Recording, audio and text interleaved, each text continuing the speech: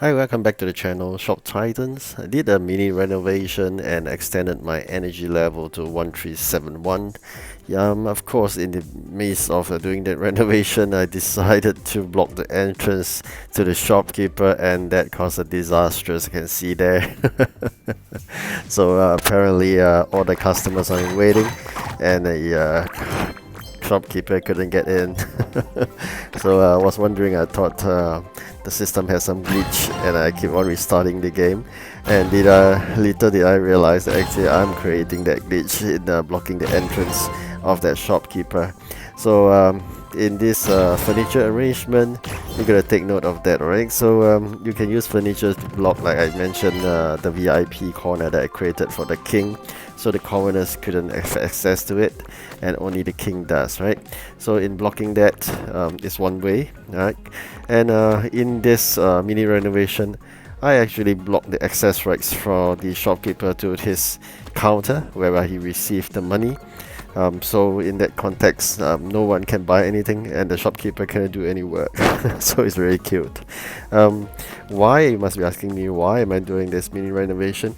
Of course, I always wish to increase the energy level, because I realize nowadays the items that I have when I do discounting sometimes accidentally hits the limit, which is my energy limit of 1200 plus. So I thought if it increased by another 100 over, that'd be better.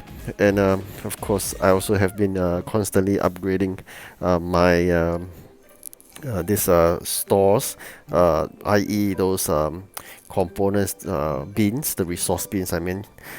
This resource bins, with the constant upgrading to level 11, that has expanded the capacity, which means that actually I could use less resource bins to serve my needs.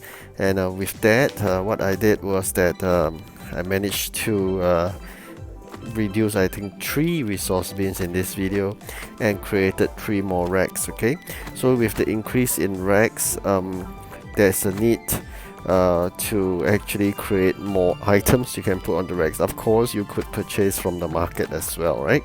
So the purpose of this is really to increase energy, and the other purpose, of course, I understand from a friend here in this YouTube that actually in September there seems to be something new.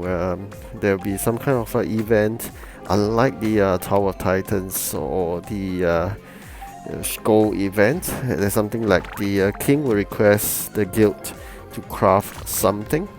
So the guild members all must work together as a team, and then craft those items at a faster speed. And return, they may get certain rewards, like for example a surcharge and a double surcharge, and a double surcharge without need for energy. So we're also wondering, I mean, how would that work out with more energy? Of course, because you need energy to expedite crafting. So hopefully when that event happens in September, those energy limits that I have would help out in that context as a guild participation. Okay, and I also noticed of my own observations of those higher level players, what they did is I realized they don't have any resource bins. I was always wondering what's the motive of not having resource bins and just display shelves. So of course I learned from a friend here as well. They could buy and from market and sell, but that's what I've been doing, right? But the purpose of me doing that is to discount to increase energy. So for that guy who would just buy from market, when we know that market price is always higher, then how would he make money? And of course my friend enlightened me that actually with the higher energy that generated, he can actually surcharge. And when he hunt for this reasonably priced items, of course sometimes people tend to sell things below the base price. That's perfect, right? But the majority of the time is above the base price. But definitely, as I've shown in previous few videos, we know the king pay 5 times the base price. So likewise, when the customer comes in, when you surcharge, actually it's double the base. In that context, As long as you buy less than 2 times of the base from the market of those high quality items, and you surcharge using your energy level, that is how they make money fast and how they would have leveled up fast, because any sales that in the market is not giving you XP for leveling up, but any sales in the shop itself contributes towards that leveling up. So that's how they do it, by having all the racks, just racks alone without resource bins, and then they buy items from the market at below 2 times of the base price, and then they use their energy, because the full shop with this on racks itself, I think they'll have 2000 or 3000 energy, and then they could easily surcharge those items to make a profit, and they go round and round and they get more and more wealthy, and that's how probably they did it. Okay, so of course I doubt they'll buy something like the T6 or whatever, probably higher tiered items, and then they do a surcharge. Of course, in the shop itself, maybe they will have more of those displays as well, whereby they'll generate energy for them. As you can see here, most of the times when I do discounting, it's very near to the energy limit of 1248, and at times if I do another one, it may be wasted. So what I intend to do is that, of course, I can constantly be hardworking. You can see that I hit the limit, so definitely I wasted some energy just now. Unless I constantly go and do discounting at the same time, do those expediting of crafting, or I could surcharge along the way, but I gotta be diligent on that. Okay, of course the other way is to increase the number of racks, to increase the energy limit. That's what I'm trying to do here with this mini renovation. So I have a few pieces of good racks that previously I had. Now I can bring it out again, and I'm gonna change back to the prestige color of dark brown color, and then I'll do some rearrangement. At the same time, I'm going to bring out a piece of those potions racks, and then put it neatly at one place later on, and I could put up another those of this uniform and helmet. Basically it's the armors racks. Okay, so that is something that I put up as well. You may see that it's inside the VIP corner, but at this juncture, as long as increase the limit of the energy, I think that's fine. And at this juncture, I don't really have much space to maneuver, and I'm thinking of putting this potion rack at just the entrance of that shopkeeper.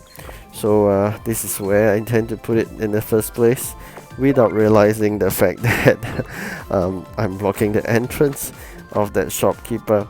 Probably, I mean, if I had so-called trapped that shopkeeper inside that enclosed area, I think that should be fine.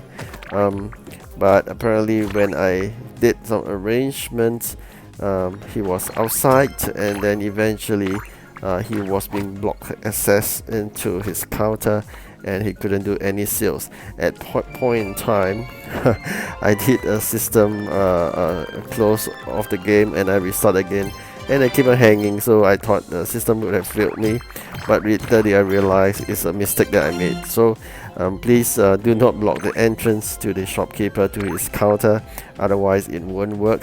Just a small little tiny gap will work. Okay, later on I'll show you how to create that tiny little gap. So this is a bit hilarious. I'm laughing at my own silly mistake. In this normal way of crafting and discounting and then expediting is my mode of doing, because I wanted either to create more bounties completion, or at the same time crafting a lot of enchantment and whatnot. Okay, you can see here apparently the shopkeeper get his way out, and he couldn't get his way in. So you can see I couldn't get in because the counter is blocked and all the customers are waiting. At this moment I was wondering what's happening. Then I realized I'm blocking his entrance, and then there you see he quickly walked back to his counter to do his business. So that is what I mean. You got to create a little tiny gap in order for the shopkeeper to do his sales. Okay, so that's what I'm trying to share here in your mini renovation. Just do that. Again, energy level increase has its own advantages and disadvantages. Advantages I've already explained, be it expediting or crafting, you can do more, or you can do surcharge of those expensive items and make a profit out of it, and of course increase those XP progression. The disadvantage of it is, of course, it is a trade-off of your resource bins. So with lesser resource bins, unless you have constantly upgraded all your resource bins to level 11, you may suffer in terms of lack of resources. Okay, so you kind of have a best of both worlds. You got to strike a balance. So previously I was having less than 1,000 energy because I wanted to craft more, but then I realized actually I could be specializing in just a few pieces and I need not need all those resources. And even if I do need, I can just craft them slowly instead of expediting them and then use up all the resources quickly. So I believe this is the model people used to do, but because I need to clear bounties, that's why I'm expediting them. Otherwise you should let time run and then use those energy to do surcharge to get more profit. But bear in mind, discounting and surcharge doesn't contribute to XP, right?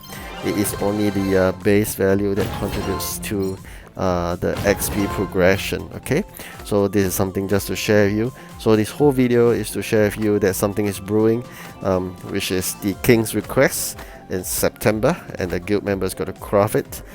This is just some information I saw in some YouTube, as well as sharing by a friend. At the same time, this video shares about expanding that number of energy limit by increasing those racks. Of course, increasing those racks also provide more items to be displayed off the racks, right? So that people can see it. Alright. So I hope you like this video, and thank you for watching. Like and subscribe. Goodbye.